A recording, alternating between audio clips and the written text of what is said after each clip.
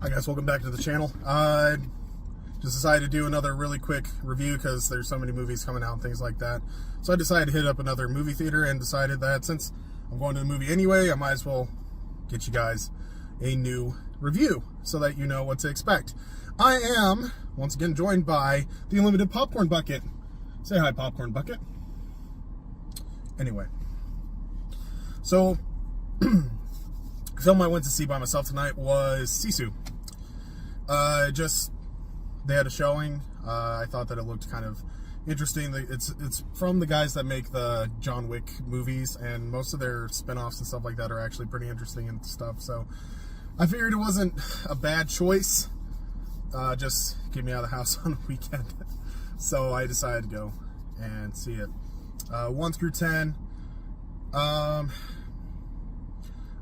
Personally, I give it about a 6 or a 7. I know that usually I don't give films very high reviews. I don't know if that's just I need to lower my criteria and things like that, but if I'm just going to be honest with you guys, the cinematography was very good. The guy who does the action and stuff, the choreography was pretty interesting. It was not really what I expected. It was very slow. It was very meticulous.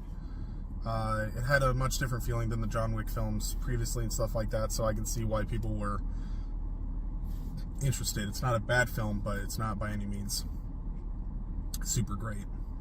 Awesome film, so 6.57 is what I give it. Like I said, I'm just going to keep rolling, and if you guys are going to go watch it, it's pretty good. I mean, if you are going to watch it in the theaters, it's probably not going to be in the theaters much longer, but if you see it pop up on a streaming service or something like that, it is worth a watch. It's not terrible. It's fairly interesting. It moves along pretty nicely. So I wasn't super disappointed or anything with it. So from here, spoilers. Yeah, it's a very interesting plot for a movie. The old man finds a bunch of gold, takes the gold, and he's trying to get to the bank. He never actually explains the fact that he's trying to get to the bank. That's explained in the trailers. His actual purpose and stuff like that is not really explained too much. He just comes across a bunch of gold in the wilderness when he's digging stuff by himself. When he's doing that, like I said, he finds like a really, really big amount of gold, puts it in bags, starts heading into the nearest town. Finland is in the midst of the end of World War II. The Nazis are knowing and realizing that they are losing the war, and they are destroying the entire countryside. So they're literally blowing everything up, and they're burning down entire cities, bridges, infrastructure, roads, and they're sabotaging everything that they possibly can on their way out of Finland as they're being pushed out by not just the Finnish, but the Soviets.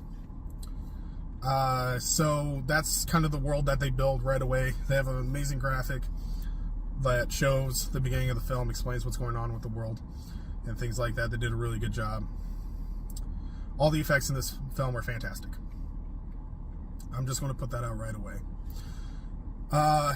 He goes through, after he gets the gold, hops on a horse, rides it towards town. We're assuming that he's riding towards town because it's an insane amount of gold, and gold is actually extremely worthless when you're all by yourself.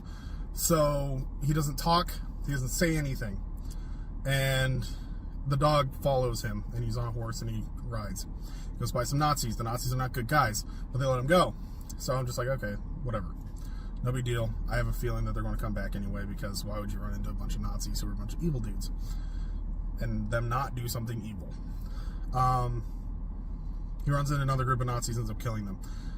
But he leaves behind a block of gold, like a little rock of gold. So the guy who is behind the group, the commander of the group that drove by the main character earlier, hears the gunshots and things like that. It's like, that's kind of suspicious. He goes back to check on them because they were changing a flat tire, and finds the hunk of gold that's left behind, and that drives the entire film. Is he is hunting down this old man for the gold, because he knows that we are on the losing side of this war. When we get back to Germany, eventually we're going to fall, and when we fall, we're going to be hung, we're going to be persecuted, we're going to be in a lot of trouble. So This man has gold. He left a block of gold, so that means he probably has a bunch more gold. So we're going to go after this old man. Get his gold. I'm going to take it. I'm going to be rich. I want to get out of the country. That's his plan. Drives the entire film. So I don't want to explain the entire film. A lot of stuff ends up happening. It's split up into 6 chapters. The gold, the Nazis, the minefield. He runs into a minefield. That's an amazing effect, and it's probably where most of the action stuff happens for the movie. And like I said, the visual effects are very, very good. They're fairly believable. And yeah, he goes, and the Nazis are always after him. Eventually they catch up to him. They catch up to him like 3-4 times. Finally they capture him, they hang him, and he miraculously survives. Finds a plane, crashes the plane in the road, stops the Nazis, and eventually it goes all the way down until there's a final confrontation on an airplane and things like that. It's kind of jumbled. A lot of stuff happens just for the sake of the plot. Why did I give it such a bad score? It's an interesting and unique property for the John Wick films. It doesn't feature Russian mobsters and things like that. The main character doesn't speak until the end and just asks for his money in the bank.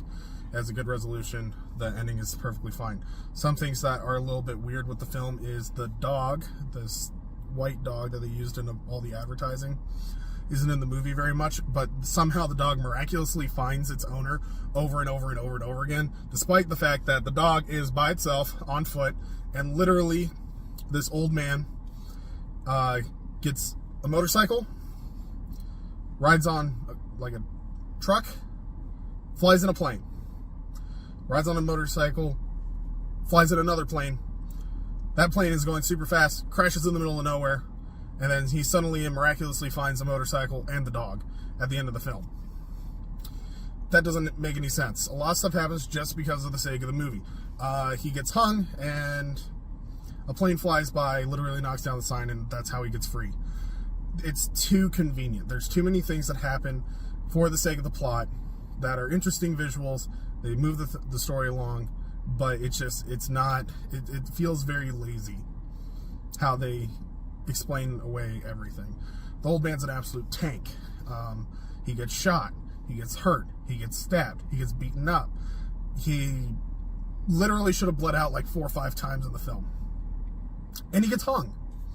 And he survives his hanging by sticking barbed wire in his leg, which is a creative idea and super graphic and stuff like that, but oh my word. Just so much stuff happens. The man literally survives drowning in a creative way again. Like he's taking the oxygen out of Nazis who are jumping in the lake to find him. He's literally slitting their throats and breathing in the oxygen from their lungs. Creative. I don't know. It's just it's they have believable explanations for things, but having him, as old as he is, live through every single thing that he does, doing every single thing that he does, a little unbelievable. He literally survives a massive plane crash. The plane doesn't just like hit the ground; it nosedives into the ground, and he somehow survives. The villain was okay.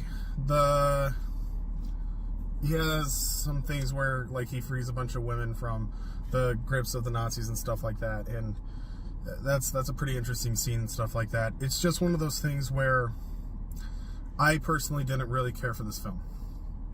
I like the fact that it's not just a typical John Wick film, but at the same time, it is not the greatest film I have ever seen, obviously. Shut up, popcorn bucket.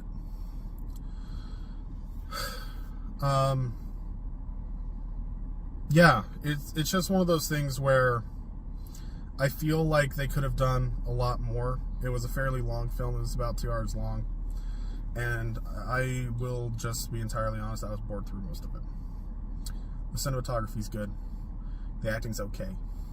A lot of the characters are not very fleshed out. Things are not explained. this is one of the few times where the fact that there's a lack of exposition hurts the film a little bit. There's literally no explanation. The old man obviously isn't going to talk to the dog, and it's realistic and it makes sense, but it would have been nice to know that he was heading to a bank and not getting that from the trailer.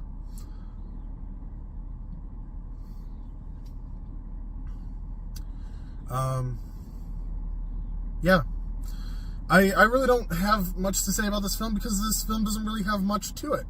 It's a very simple film. It's a popcorn flick. It's got quite a bit of action, but not like a ridiculous amount of action. There's quite a bit of gore, and there's a lot of explosions and things like that. They did a really good job with the mines and things. Like, literally, the first time that the mine shows up, it literally blows up his horse. That was actually a really cool graphic. They did an excellent job with the virtual effects. The explosions, the gunfire, the blood, and the action choreography, when there was action, was fairly well done. It's just not a very amazing, memorable film. I don't think anybody's going to remember it 3-4 years from now, especially as the people who behind John Wick make more and more films. I also think people are getting a little bit tired of their properties, and they're starting to run out of some ideas. This is kind of a branch off of what they were doing. If anything, it feels a little Quentin Tarantino-esque as far as the cinematography and the way that they put the story together goes. But it wasn't really fun. It wasn't super duper action-packed all the time. There was quite a bit of dry moments, boring moments. It's fairly quiet. And it could have used something else to spice it out. So overall, that's why I give it a 6.5 or a 7. I'm just in between those. Because I don't want to give it a terrible review, but it just wasn't that great of a film.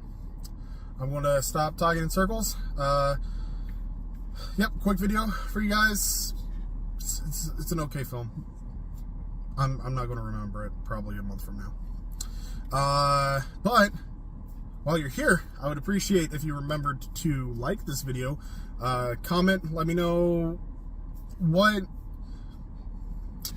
interesting, like, World War II plot would you do for a film?